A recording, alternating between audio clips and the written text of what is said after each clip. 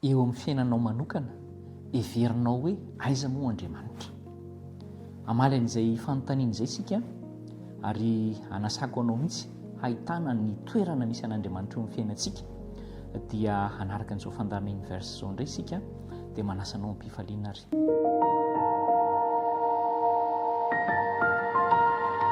Dia rahantsika Andriamanitra satria zava-dehibe no nataony tamintsika mahavelona ainantsika toy izao afaka mifampiaino sy miaino ny teny avy amin'Andriamanitra.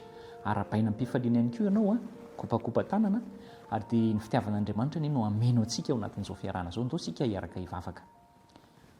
Andriamanitra tsara indrindra misaotra noho ny fahasoavana izay atolotra ao hahavelomanay toy izao. Sitrakay ny hamaly izany amin'ny fitiavana anao sy ny hafa kanefa mbola ampianaro zavatra hafa izay mbola ilainay ho takatra ihany koa zahay.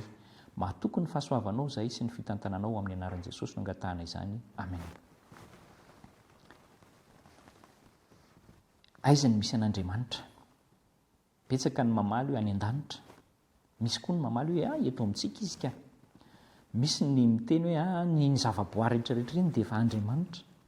Ary misy foto-kevitra be dia be mety hanamarina ny tsirairay an'izany. Fa raha ianao izao no anontaniana dia mieritreritra kely ianao hoe inona no avaliko an'izany hoe everiko hoe aiza Andriamanitra. Ny andalan-teny mamelona indrindra ao amin'ny soratra masina ny Salamy 7:20 dia fantatsika tsenjehitsara Jehovah ny mpiandry ahy tsy hanan-java-mory aho sy ny sisa fa tsy ny mahatsenjery azy no tsara indrindra fa ny miaina azy. Satria izao mampahery antsika, mpampahery Andriamanitra ary mpamelona ihany koa izy dia miaro antsika ary mpiaro antsika amin'ny fotoana rehetra. Izay no asan'Andriamanitra amin'ny fiainantsika izay hiviantsika hoe Andriamanitra ve no patron dia mampiasa antsika fotsiny. Tsia fa zava-dehibe mihitsy ny asa ataon'Andriamanitra ho antsika. Raha ohatra izany izao misy olona tsy kristianina anontaniana manontany hoe ahoana ny fomba hanehoanao ny toetran'Andriamanitra dia inona no lazaintsika? Jesosy raisina. I Jesosy no manambara ny toetran'Andriamanitra. Ao amin'ny soratra masina dia Jesosy ihany no manambara azy. Jesosy mihitsy nilaza hoe izay nahitany eo izy dia nahitany indray Jaona 1:7 misy an'izay. Misy lafiny efatra manan-danja tokony fantatsika eto. Ary ireo lafiny efatra ireo dia raisitsika ao amin'ireo boky filazantsara efatra. Ny voalohany ohatra ny an'ny Matio. Inona ny tena votoatin-kevitra resahan'ny Matio? Matio moa izany jiosy manoratra ho ana jiosy. Dia izao hoe Jesosy ilay Mesia andrasana ary nandrasana hatry ny ela izy no andrasana hahatanteraka ny teny fikasana. Izay izany no votoatin'ny resaka ny filazantsara nosoratan'ny Matio. Marika indray kosa ny faharoa dia manambara ny fiainan'i Jesosy feno fanompoana sy fahafoizan-tena. Izany no tena nataon'i Jesosy. Ao no ahitana izany hoe iza moa Andriamanitra, manahoana moa Andriamanitra ary aiza moa Andriamanitra. Ny an'ny Lioka kosa indray ny fahatelo dia izao hoe ny fihetsepon'i Jesosy no tena resahan'ny Lioka, ny maha-olombelona azy. Nangoraka izy, nanao izay hanatanjahana antsika izy, nanao izay hanatanjahana ny finoantsika izy. Izany no tontolo-kevitra rehetra voaresaky ny filazantsara nosoratan'ny Lioka. Ahoana indray ny an'ny Jaona kosa dia miresaka momba ny hoe nahatongavan'Andriamanitra ho nofo tamin'ny alalan'i Jesosy Kristy. Ary izao ampirisihana mihitsy tsika mba hifoha ara-panahy, hahatakatra sy ino fa i Jesosy ilay lazain'ny teny fikasana, izy ilay Mesia izay nampanantenaina. Ireo zavatra efatra ireo amin'ny alalan'ilay filazantsara efatra no anasana antsika mba ho tadidin'ny saintsika hifantohantsika momba ny toetran'Andriamanitra. Ao anatin'izay rehetra izay nefa dia hoe aiza Andriamanitra raha amin'ny fiainako, amin'ny fiainanao. Fa ilay Matio 1:7 no raisintsika dia makasika momba ny anaran'ilay zanak'Andriamanitra tonga tetỳ ambonin'ny tany hoe ary ny anarany izy dia atao hoe Immanuela ary dia omeny ao aoriana ihany ny dikany dia hoe raha dika dia hoe amintsika Andriamanitra. Aiza Andriamanitra? Amintsika. Eto amintsika. Fa tsy hoe any an-danitra fotsiny izy fa ety amintsika, ety anivontsika. Nilaza izy hoe raha naiza iangona ny rona telo amin'ny anarako dia eo afovoany. Izany hoe eo amin'ny fiainantsika ve Andriamanitra amin'ny alalan'i Jesosy Kristy? Sa hotsika izy any an-danitra any tsy mahita ny momba ahy.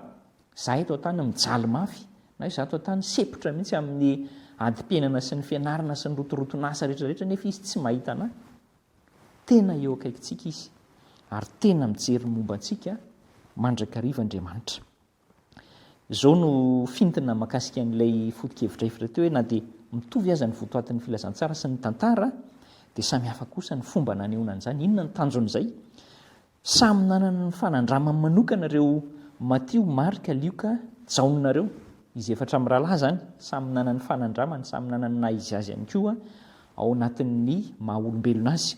Fa zao izay fahasamihafan'izy efatra amin'ny rahalahy zay no nahatonga n'le hoe fahalalana hitatra, zany hoe lafy samihafa no ny tantarana, kanefa mahafapony, manampy mba hahafapony filan'ny saina karazany samihafa ihany koa zany izay fitantarana efatra izay manana votoaty somary samihafa kanefa mifameno tsara izay.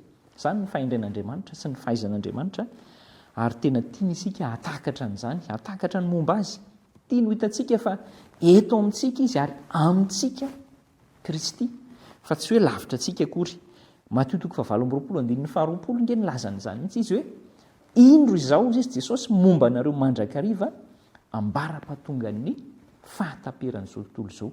Asa hoe roviana ny fahataperan'izao tontolo izao, fa isika izao mbola ao anatin'ny miaina andavanandro mahazatra, mbola tsy tapitra izao tontolo izao raha amin'izao andro anio izao, dia mbola momba antsika mandrakariva izy, mbola amintsika mandrakariva Jesosy, ary mbola te hanome antsika fahazavana bebe kokoa momba ny toetrany, momba ny maha izy azy Andriamanitra. Eto am-pamaranana mbola vo ampahany ray fotsiny, ampahany voalohany fotsiny zany fantatsika rehetra zany, fa any amin'ny fiainana mandrakizay dia hianatra tsy manam-pahataperana n'ilay tena hoe maha-Andriamanitra n'Andriamanitra sy ny fitiavan'Andriamanitra sy ny namonjena antsika azy ianao isika.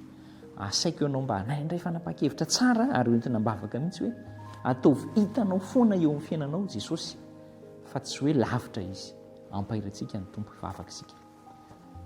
Ray tsara indrindra natolotra ao ny zanakao lahatokana, ary tsy hoe nampidinina fotsiny ho faty ho an'ny mpanota dia vita ny fanavotana, fa mbola nanome toky ianao fa momba anay mandrakariva ary ety anivonay eo aminay mandrakariva.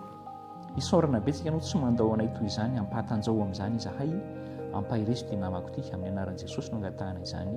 Amen.